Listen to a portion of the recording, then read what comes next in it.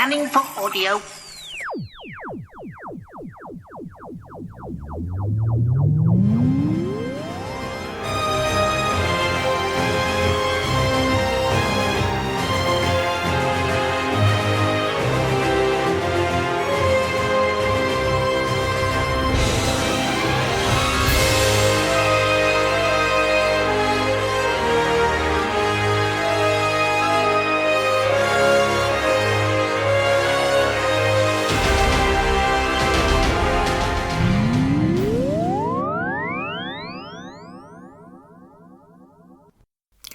Welcome to it. No, I'm not going to do the voice. I wanted to, but I can't.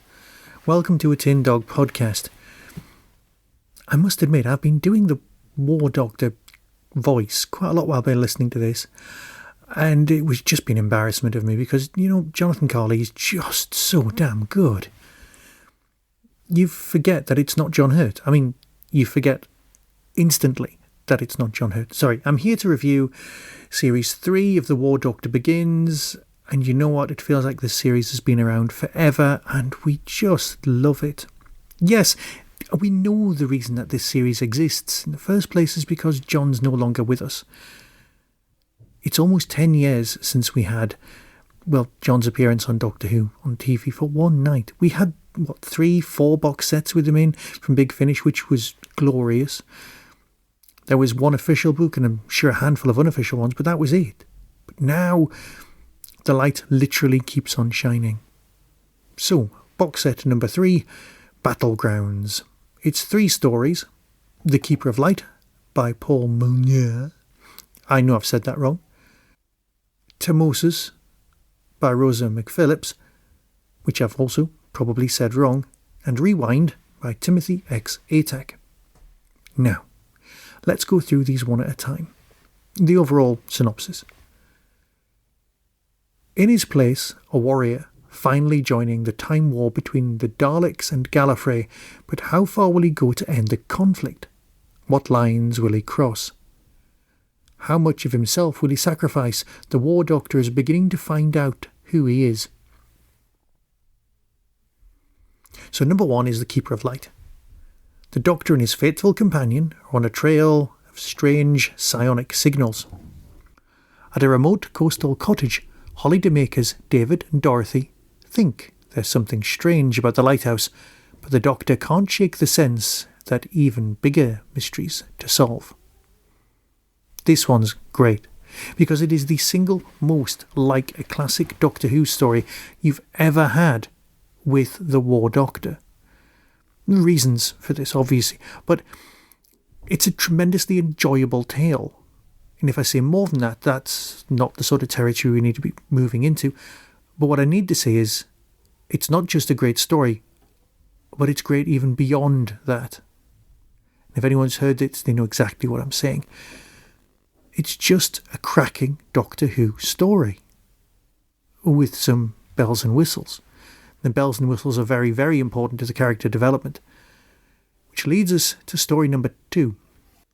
Fighting alongside the Time Lords against their common enemy, some Thals have realised that this collaboration is not between equals. When his new battleship is stolen, the War Doctor must convince his old allies that they're on the same side. It's a really nice story. It's part, that whole spaceship, submarine in deep space kind of thing. Just works. Small crew, experimental craft. Think Hunt for Red October, and that's where you're at. But then you've got Rewind by Timothy X. Atack. A planet on the brink of destruction, attacked by a new breed of Dalek. But every day it is pulled back from that brink, and everyone prepares to live through the end of their world once again. One strange man alone in a castle holds the key to the planet's ultimate salvation, or its annihilation. This just works. Even Louise Jameson, who's directing, says that this is one of the strongest of the stories. Yes, in old Doctor Who parlances, it is borderline Doctor Who light. Well, Doctor light. But that's only to say that the rest of the performances are so required and so needed, and to know the effect that the Daleks are having on the universe, you need to see the rest of the universe. And that's just important. So I'm not going to say that, oh, the Doctor should have been eating some more, because that's pointless. Yes, it does have, a feel of, say, Groundhog Day, or that thing that isn't called Live, Die, Repeat. But you know what? Like most great Doctor Who stories, they've taken their influences from elsewhere and then made it their own, and that's fine. And you know what? I need to tell myself that for my entry into the Paul Spragg competition. Yes, I am doing it again this year. I know every year I swear I won't touch it because I can't take the disappointment, and every year I enter again and again. But it's fine.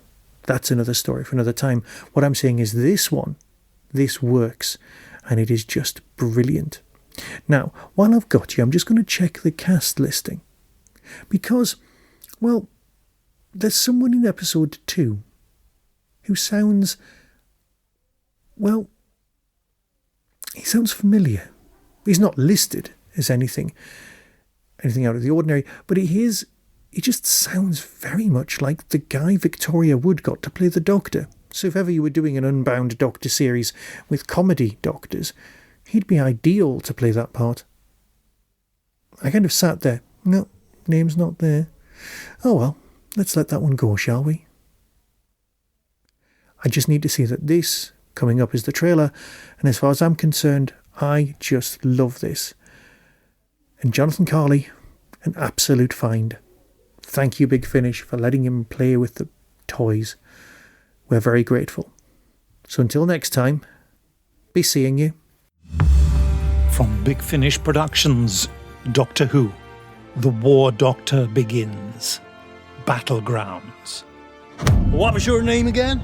I'm the Doctor, and don't worry, sooner we sort this out, sooner the planet's safe. What? Did he say the planet? It's happening when the beam shines on them. Snow this side too! Back! Get back!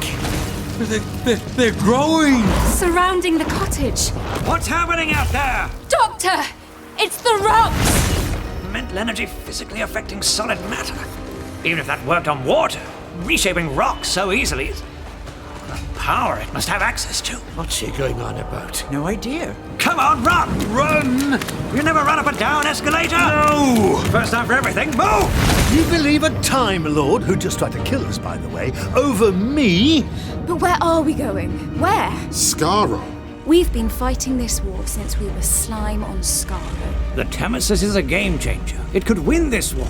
And we've given it to you, Commander. A bribe. That's what this great big hulk is. I'm a Thal, not a Time Lord. We still have honor. Who was that? That was your captain, agreeing to give this ship to the Daleks. Berserker army is currently engaged in a pincer movement around Sendaline and Herrick. Estimated complete loss of all lives in the city by 0630 hours. You in the cloister, with a big sword. I said you won't want to be standing there. Me? Me in the cloister?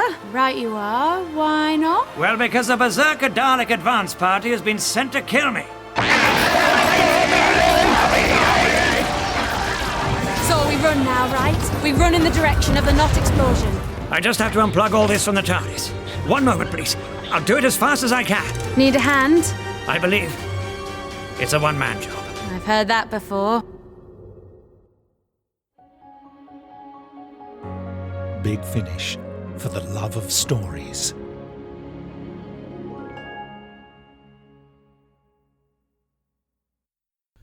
A Villain in Venice, Jane of the Air, Book 1. A steampunk detective and aviatrix and part-time spy. Available now. All profits to the NHS. That was the Tin Dog Podcast. Available on Spotify, iTunes, Acast, Stitcher and wherever good podcasts are found. Get early access to content by subscribing to the Tin Dog Podcast YouTube channel. You can support the show at patreon.com/tindog. Contact the show on Twitter at tindogpodcast or email tin-dog@hotmail.co.uk. All of the things discussed are the intellectual property of others. No infringement is intended. The Tin Dog Podcast is a founder member of the Doctor Who Podcast Alliance.